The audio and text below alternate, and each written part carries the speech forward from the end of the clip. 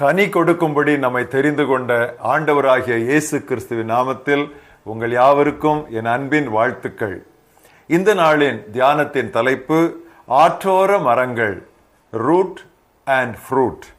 வாசிக்க வேண்டிய வேத பகுதி சங்கீதம் 19:14 வசனங்களும். வானங்கள் தேவனுடைய மகிமையை வெளிப்படுத்துகின்றன, ஆகாய விரிவு அவருடைய கரங்களின் கிரியையை அறிவிக்கிறது. பகலுக்கு பகல் வார்த்தைகளை பொழிகிறது, இரவுக்கு இரவு அறிவை தெரிவிக்கிறது. அவைகளுக்கு பேச்சும் இல்லை, வார்த்தையும் இல்லை, அவைகளின் சத்தம் கேட்கப்படுவதும் இல்லை. ஆகிலும் அவைகளின் சத்தம் பூமி எங்கும், அவைகளின் வசனங்கள் பூச்சக்கரத்து கடைசி வரைக்கும் செல்லுகிறது. அவைகளில் சூரியனுக்கு ஒரு கூடாரத்தை ஸ்தாபித்தார். அது தன் மணவரையிலிருந்து புறப்படுகிற மணவாளனை போல் இருந்து பராக்கிரமசாலியை போல் தன் பாதையில் ஓட மகிழ்ச்சியாய் இருக்கிறது. அது வானங்களின் ஒரு முனையில் இருந்து புறப்பட்டு அவைகளின் மறுமுனை வரைக்கும் சுற்றியோடுகிறது.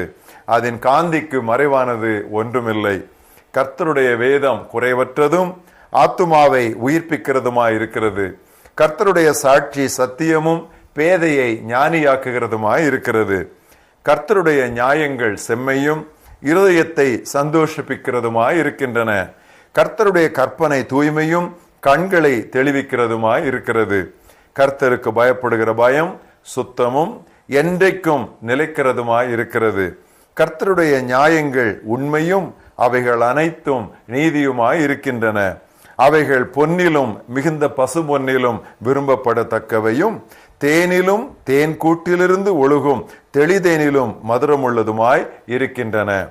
அன்றியும் அவைகளால் முது அடியேன் எச்சரிக்கப்படுகிறேன், அவைகளை கைக்கொள்ளுகிறதுனால் மிகுந்த பலன் உண்டு. தன் பிழைகளை உணர்கிறவன் யார்? மறைவான குற்றங்களுக்கு என்னை நீங்களாக்கும். துணிகரமான பாவங்களுக்கு முது அடியேனை விலைக்கு காரும், அவைகள் என்னை ஆண்டு கொள்ள ஒட்டாதிரும். அப்பொழுது நான் உத்தமனாகி பெரும் பாதகத்துக்கு நீங்களாயிருப்பேன். என் கண்மலையும் என் மீட்பெருமாகிய கர்த்தாவே, என் வாயின் வார்த்தைகளும் என் இருதயத்தின் தியானமும் உமது சமூகத்தில் பிரியமாய் இருப்பதாக. இன்றைய மனப்பாட வசனம் ரோமர் 11:16 வசனத்தினுடைய 2ஆம் பகுதி. வேர் சுத்தமாயிருந்தால் கிளைகளும் சுத்தமாயிருக்கும். If the roots are holy, the branches will be too. தூயாவியானவரின் வரங்கள் பெற்றுக்கொள்ளப்படுபவை, அவரது கனிகளோ விளைவிக்கப்பட வேண்டியவை. ஆவியானவரின் கனியினாலேயே நாம் நமது பாவ சுபாவத்தின் விருப்பங்களை மேற்கொள்கிறோம். வசன வாசிக்கிறேன். கலாத்தியர் 5:19 முதல். மாம்சத்தின் கிரியைகள் விபச்சாரம், வேசித்தனம், அசுத்தம், காமவிகாரம், விக்கிரகாராதனை, பில்லிசூனியம், பகைகள், விரோதங்கள், வைராக்கியங்கள், கோபங்கள், சண்டைகள், பிரிவினைகள், மார்க்க பேதங்கள், பொறாமைகள், கொலைகள், வெறிகள், களியாட்டுகள், இவையெல்லாம் மாம்சத்தின் கிரியைகள். அவற்றை சொல்லிவிட்டு ஆவியின் கனியோ என்று துவங்குகிறது. ஆவியின் கனியோ அன்பு, சந்தோஷம், சமாதானம், நீடிய பொறுமை, தயவு, நற்குணம், விசுவாசம், சாந்தம், இச்சையடக்கம், இப்படி சொல்லிவிட்டு இவைகளுக்கு விரோதமான பிரமாணம் ஒன்றுமில்லை. இதனுடைய பொருள் என்னவென்றால், ஆவியின் கனிகளை கொண்டே நாம் மாம்சத்தின் கிரியைகளை அழித்து விட முடியும். இவைகளை கொண்டே நாம் அவைகளை மேற்கொள்ள முடியும் என்பதுதான் அதிலே பொருள். ஒரே நாளில் முளைத்து வளர்ந்து காய்காக்கும் மந்திர விதை எதுவுமே கிடையாது. திடீர் அறுவடை என்று யாராவது கேள்விப்பட்டிருக்கிறார்களா? நாம் என்ன காளான்களா? ஆண்டவரால் நிரப்பட்ட மரங்கள் அல்லவா? விவசாயத்தில் நாம் அவசரப்பட்டால் கேடுதான். விவசாயம் எப்பொழுதுமே தேவனுடைய பண்ணையிலே நாம் நிதானமாக, பொறுமையாக, நேரம் எடுத்து செய்ய வேண்டிய ஒரு வேலை. எனவே இந்த அக்ரிகல்ச்சரல், இந்த ஃபார்மிங்கை நாம் அவசரப்பட்டு நாம் செய்யக்கூடாது. கலப்பின செடி கொடிகள் மனிதனால் கண்டுபிடிக்கப்பட்டவை. கடவுள் படைத்த இயற்கைக்கு அவையெல்லாம் தரத்தில் குறைந்தவைதான். நமது வாழ்க்கை ஒரு தோட்டம் போன்றது. ஒவ்வொரு நற்குணமும் ஒரு மரம் எனலாம். தோட்டத்தை பண்படுத்த நிறைய பொறுமை வேண்டும். கிரமமாக, அவசரப்படாமல் திருவசனத்தை தியானிப்பது தண்ணீர் பாய்ச்சி களை பிடுங்குவது போன்றது. நாம் நீரோடையோரம் நடப்பட்டு பருவகாலத்தில் கனி தந்து எப்பொழுதும் நாம் பசுமையாயிருக்கிற மரங்கள் போல் இருப்போம் என்று திருவாக்கு நமக்கு உண்டு. நாம் எப்படி இருக்கிறோம், எப்படி இருக்க வேண்டும் என்பதையெல்லாம் நமக்கு போதிப்பது திருமறைதான். அதன் போதனைகள் ஆழமானவை, ஆனால் குழப்பமானவை அல்ல. அதன் எளிய அறிவுரைகளை நாம் உத்தமமாய் பின்பற்றினால் நமது வாழ்வில் தினமும் ஒரு மாற்றத்தை நாம் அனுபவிக்கலாம்.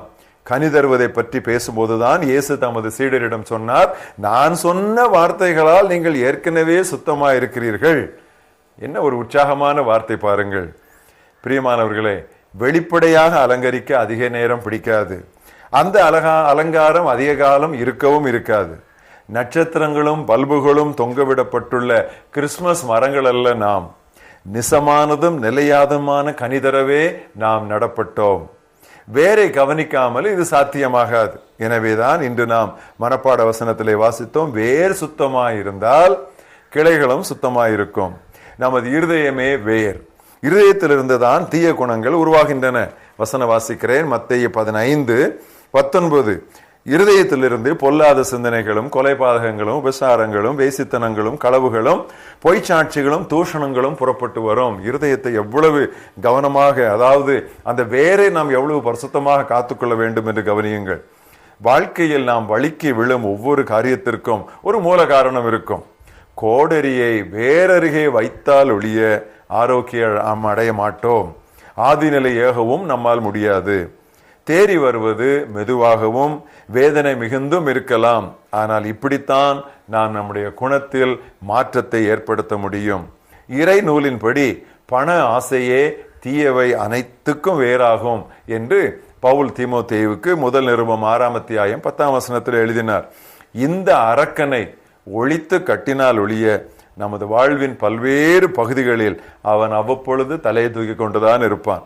பணத்தின் மேல் வைத்திருக்கும் பிடி தளர்ந்து விடுவதே பெந்தேகோஸ்தேயின் உண்மையான அடையாளமாகும். அப்போஸ்தலர் 2 அவர்கள் எல்லாரும் பரிசுத்த ஆவியினால் நிறைந்து ஆவியானவர் தங்களுக்கு தந்தளின வரத்தின்படியே வெவ்வேறு பாஷைகளிலே பேச தொடங்கினார்கள் என்று வாசிக்கிறோம். இது அப்போஸ்தலர் 2:4. இது ஒரு பகுதி தான். ஆனால் எல்லாரும் போற்றக்கூடிய, எல்லாரையும் கவரக்கூடிய ஒரு பகுதி அப்போஸ்தலர் 2:4 அல்ல, அது 2:44. அது என்ன தெரியுமா? அவர்கள் தங்களுக்குள்ள எல்லாவற்றையும் விற்று பொதுவாய் வைத்து அனுபவித்தார்கள். எனவே பணத்தின் மேல் பிடி தளர்த்தி விடுவதுதான் அந்த பெந்தேகோஸ்தே வல்லமை, அந்த பரிசுத்த ஆவியின் வல்லமை. இந்த ஆசீர்வாதம் பலருக்கு உடனே அனுபவமாகி விடுவதில்லை. கண்களில் இருந்து செதில்கள் விழத்தான் பணம் வெறும் பிணம் என்பது நமக்கு தெரிய வரும். ஒரு கேள்வி, இந்த ஆண்டில் நமது பண ஆசை குறைந்திருக்கிறதா?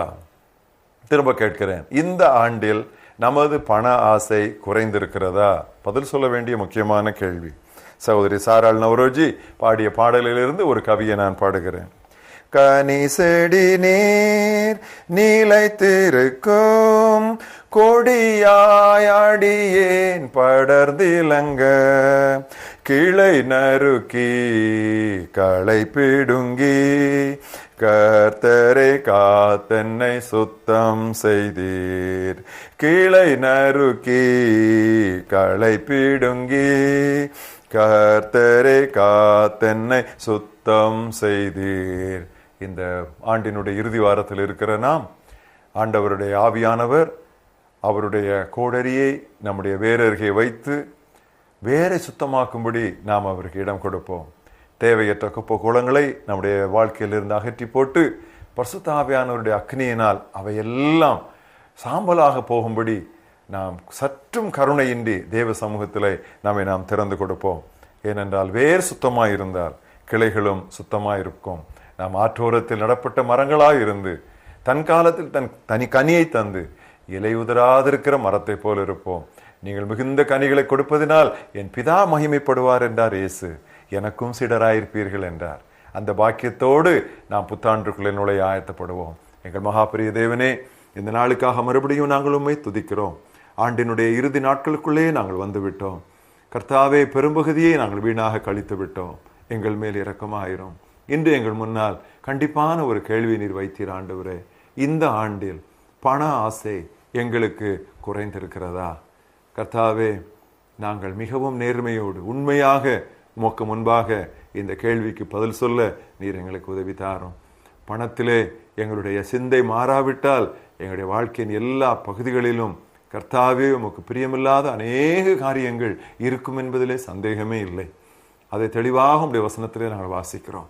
கர்த்தாவே, எங்களை சுத்தப்படுத்தும், எங்களை கழுவி அருளும், எங்களில் இருக்கிற குப்பை கூலங்களை, எங்களுடைய பதரை கர்த்தாவே நீருடைய பரிசுத்தாவியின் அக்கினியினாலே எரித்து போட வேண்டும் என்று நாங்கள் ஜெபிக்கிறோம்.